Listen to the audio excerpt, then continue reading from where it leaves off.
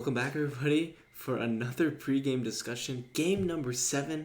I can't believe we made it this far. Thank you all who've been, tuning in, watching these videos, watching the games, been in the spec chat, and just been, part of the whole journey. Just thank you guys all so much, for watching. And I hope you guys have been enjoying the games. They've been getting more and more exciting as each game goes on, and learning more about the players and also learning more about the strategy. And I think it's really interesting how things have kind of developed.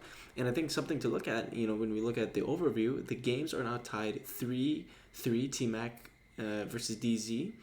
And obviously, today it was Pandora's Actor versus Steak, also known as Sick. And Pandora's Actor took that one with Lily Petal, the judge, getting it correctly. I think really, when you look at these games, it's been kind of a tug of war, right? It's been a back and forth. Team DZ took game 1, then Team Mac responded. Team DZ again took game 3, then Team Mac responded. Then Team DZ took game 5, and then Team Mac responded. So I think it really demonstrates the resiliency of Team Mac and just their relentlessness of pursuit to always stay in the game and just never give up. And I think, same goes with Team DZ. Whenever they give up, they come back and they try to do their best to get back on track and stay ahead. So I think it's a fun matchup, and seeing how tight it is really fun to watch. And give credit to the judges too. I mean, from a judge's perspective, they came into the second half needing 4 to the next 5, and you're 2 out of 5. Lily Pill starting off strong in the second half, getting it correct, feeling very confident in it.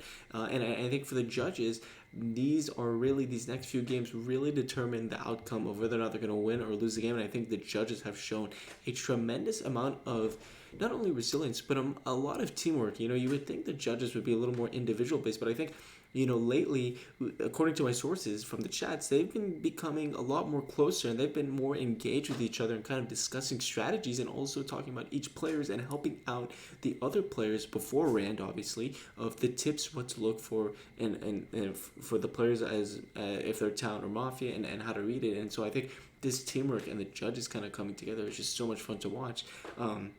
And the other fun quirk too is, the judges have become a little superstitious of the ideology that you need the wig in order to prosper. So I think it's really funny, to see the judges now creating profiles or changing the profile picture to have a wig. Obviously, Lily did break that trend, but the wig is 2-0, and when in doubt, wear the wig. And so I think that's kind of the strategy they're going with from the superstition side. So I think it's fun to see, and yeah. So going to this game 7. It's a fun matchup. It's two people that have been very close with each other since champs began in game 1, and then in turbos they just go back and forth a lot in his spec chat. They have their banters here and there. Xanjori versus Delta. And we talk about Xanjori from Team Mac. He's someone who came into game 1 in quals, was a little bit rusty, and he admitted himself. And then recently has been playing a lot more games, both turbos and long games. And I think he's really starting to find his stride. And I think he's really starting to fit in with kind of the MU community, as well as fitting in with how to become a better player. And I think he's really displayed that, especially as both alignments, as Town and as Mafia, and really doing a really good job as Town, getting that solving, doing a good job bouncing off people's thoughts, and kind of getting a better understanding of the game state and also how to read people. And he's become more confident in reading certain individuals. When you talk about Vic, Stick, even Delta, for example, and other players that he's played more and become more familiarized with their play, he's been able to make more confident reads. And I think that's such a fantastic attribute of Xanjori, is his ability to observe and learn for future games, right? It's not just one game wonder. It's you're improving gradually as the games continue. I think Xanjori showed a great fortitude of that. I think even for Mafia, right, he's done a much better job of kind of morphing his play to appear towny and kind of get out of the spotlight early on. And if he does die later, he dies, but he stays alive early and does well with Spew at times to help his teammates, win. So he's done a terrific job in terms of that improvement and gradually getting better.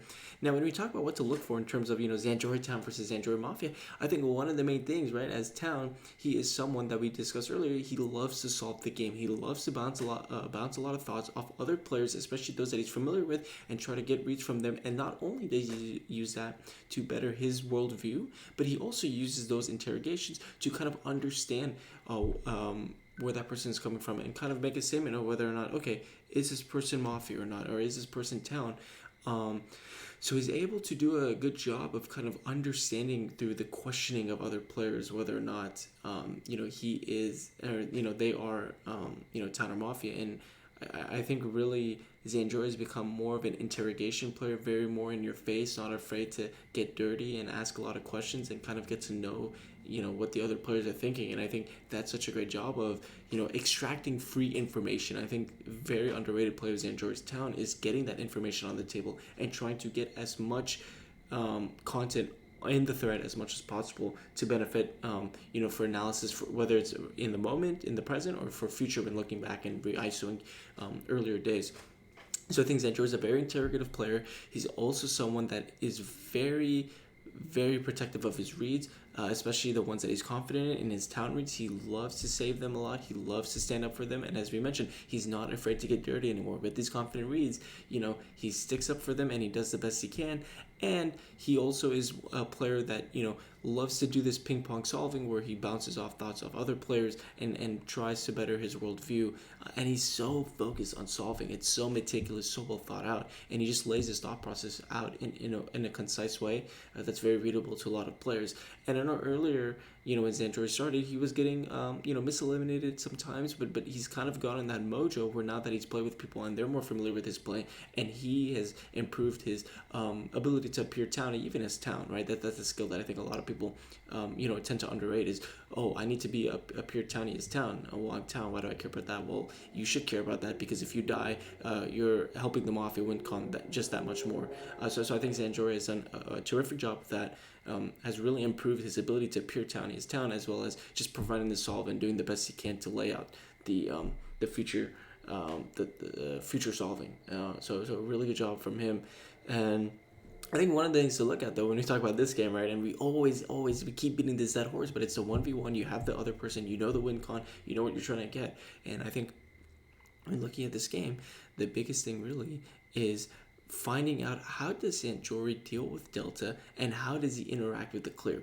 Because I think several things to look at here is, as Mafia, Xanjori is a little more stilted, a little more frozen at times with how he approaches his reads in the thread, and also how he kind of talks with other players, right? Like, so he tends to be a little more funny in the beginning, more so as both alignments, but then it starts to become more of a crutch or more of a hinge for him to create content from that earlier play to kind of settle in the thread rather than organically develop reads. So I think that's a big thing, is seeing how does Xanjori come out in the beginning of the game and how does he sustain himself as the game continues? Does he continue to meme around? Does he continue to kind of make witty comments? Or does he attempt to actually portray a solve and push a belief from his perspective that he knows Delta is Mafia, and push the post or be analytical about what, why he would view Delta as Mafia from his perspective.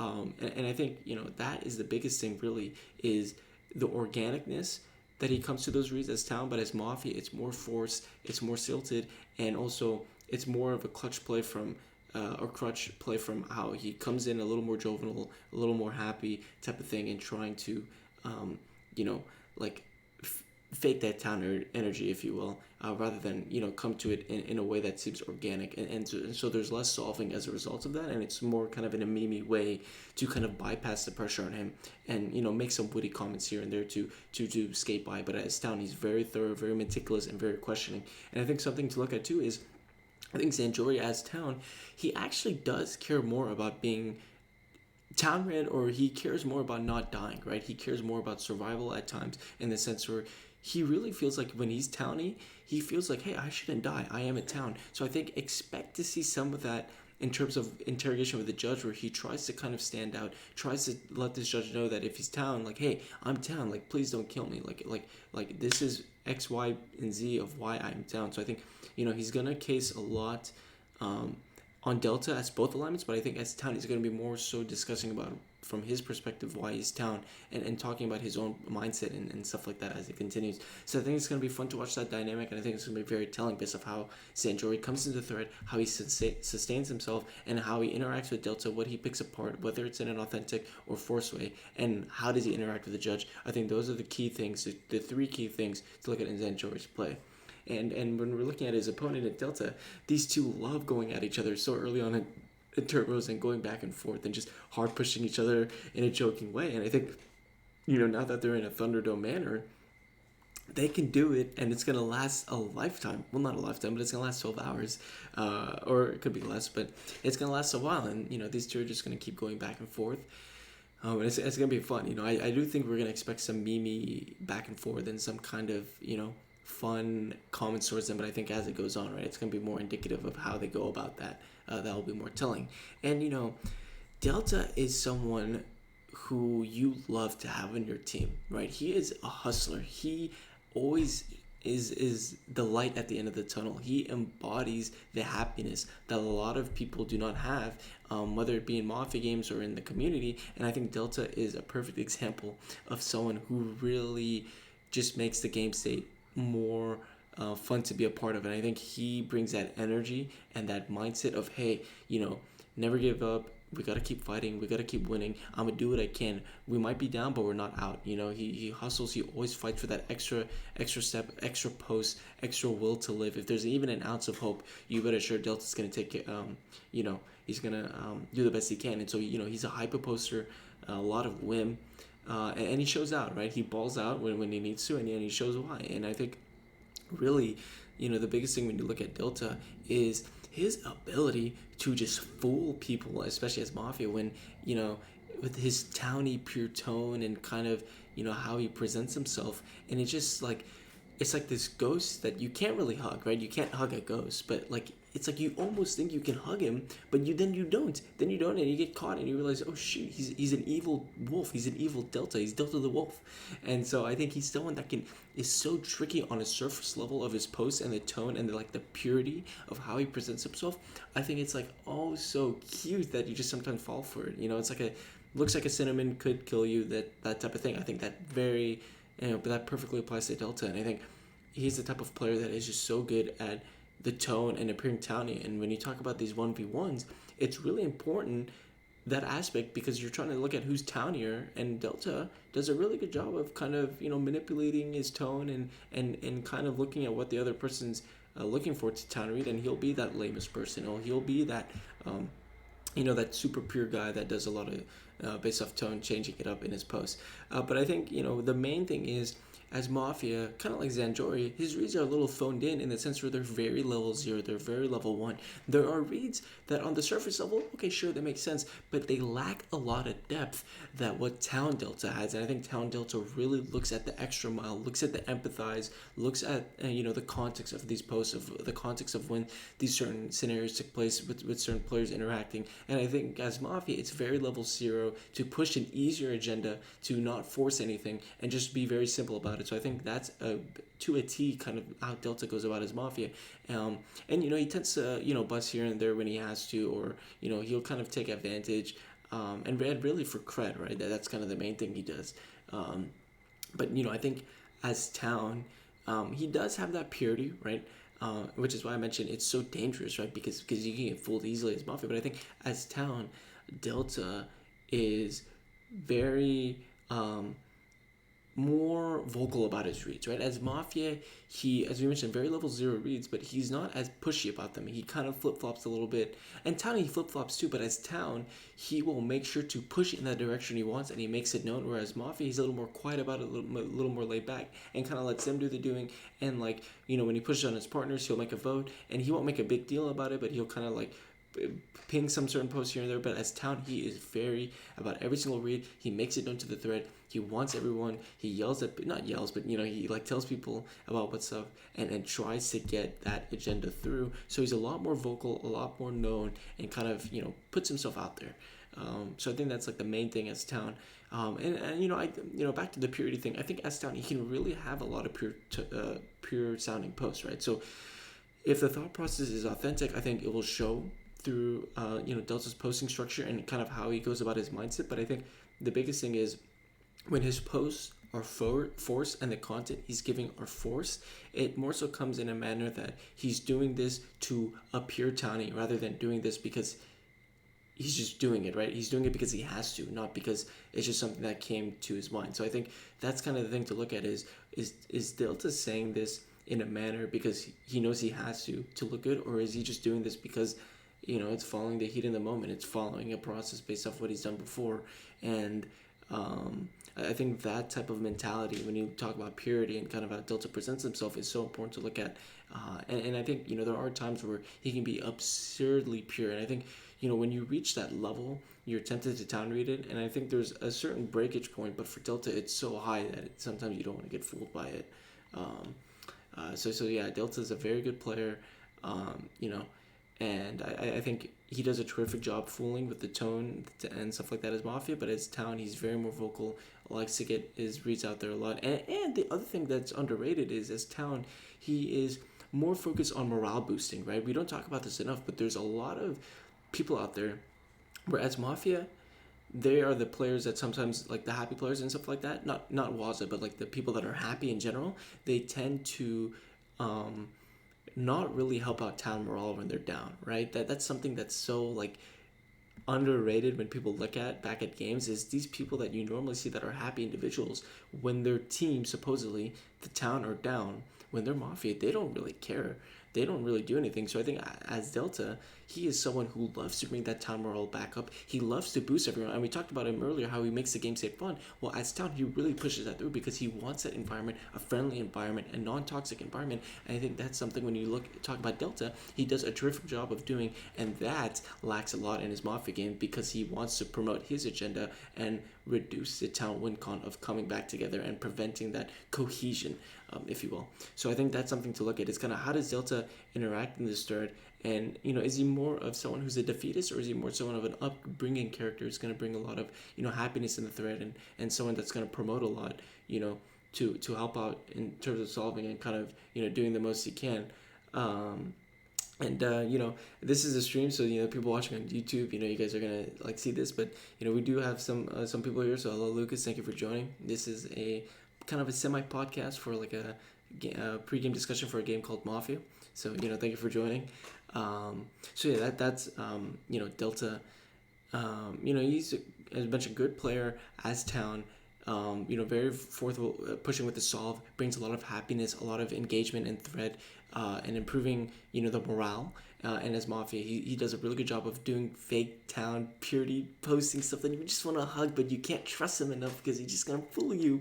And as he is very more level 0, more level 1 with his reads, and doesn't really push them as much, to push more of an easier scum agenda that's more suitable for him.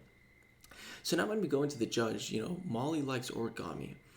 She is a player that came around from FOL, Fortress of Lies, and started playing in the Mafia universe community a little bit. I want to say 6-7 months now, I think, something like that. And she's been spectating a lot of games.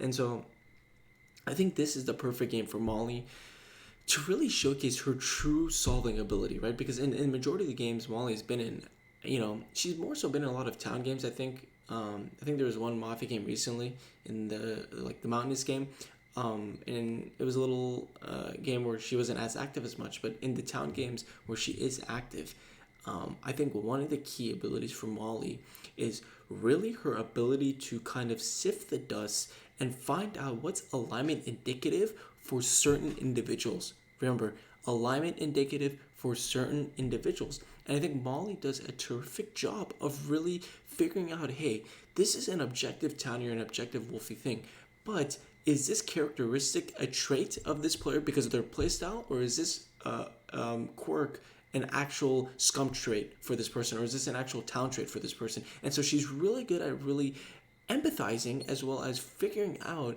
what is alignment indicative for these players and what is not alignment indicative. And because of her thorough amount of spec chat, and just observing games, and you look at her spec chat even in champs, she's done a really good job of pinging out the Mafia at times and having a good solid PoE. So I think for her, in these type of games, I think we're going to see Molly being a very more observant player, not necessarily more the grilling or the questioning. She's obviously going to, promote the threat engagement, stuff like that, but I think she's going to be more laid back. She's going to be someone who's going to take a step back and kind of analyze this game and see how these players are presenting themselves, how they're pushing each other, how they're interacting with her, and based off the way they do that, she's going to analyze with these players in Xanjori and Delta in her mind, the models, the player models, and kind of make at the end of the day, make an educated assessment of whether or not what these players are doing are town or mafia indicative for them. And I think this empathizing and this kind of matching is just so is a key characteristic of Molly's town play, and especially for someone who's kind of the expert spec chatter, who's been there a lot. I think she's going to thrive in these environments from an observatory perspective, and the fact that she gets engaged is just going to help her thus more with any concerns or problems she has. Because in spec chat she quotes these posts and says her concerns, but really at the end of the day, when you are in the thread, you're able to then question these concerns and see the follow up and kind of get a better understanding of, okay, does this make sense or does this not make sense? So I think Molly's going to thrive in this environment. And when you talk about it too, she has back to back games, right? She has this game 7, then she has the game 8 tomorrow. And if you're Molly, these are 2 huge games for the judges. I mean, we mentioned before, the judges are 3 out of 6. There's 4 more games to go. You need 6 out of 10. So you need to win 3 of the next 4. And if you're Molly, these 2 games are so important. If you can win them both, you give your next 2 judges a chance to win at least one, and and you're set. And so I think for Molly, it's really about pacing. You don't want to burn yourself out too much in this first game. You don't want to really lay back too much just for the next game, because every single game is so important. So I think expect to see, Molly, as we mentioned, being a little more observant and being a little more passive at times, just to get her idea and kind of get that mental understanding, because it's just so key to just stay focused one game at a time, just kind of focus in the moment, get your read straight, do what you need to do, and then move on to the next. And I think that's another huge thing is, Molly's going to, if she's going to win this game, and if she's going to give the judges a chance to win this game, which I think she might have an opportunity to do so, is you got to have a fish brain memory. No matter what happens, whether you win or lose the first one, you got to forget that and move on and get ready for the next one. Because if you're going to let that affect you for the next game, it might either throw off your performance or make you do worse than how you would actually do. And I think Molly's going to come up with that mentality of, okay, one game at a time, focus on this, whatever happens, 1 hour we celebrate or we go through our sorrows, and then go to the next. So I think this type of mentality is going to be so key for Molly going through, and I think it's going to be really interesting to see how she carries herself going in from this game into the next game, especially in this back-to-back scenario where these 2 games are so key for the judges. I think it's going to be fun to watch. It's going to be really cool to see Molly work her magic and see what she can do, in the spotlight. And she's not really given that a lot of the time. So I think she's going to showcase her skills to a lot of people that may not know about her.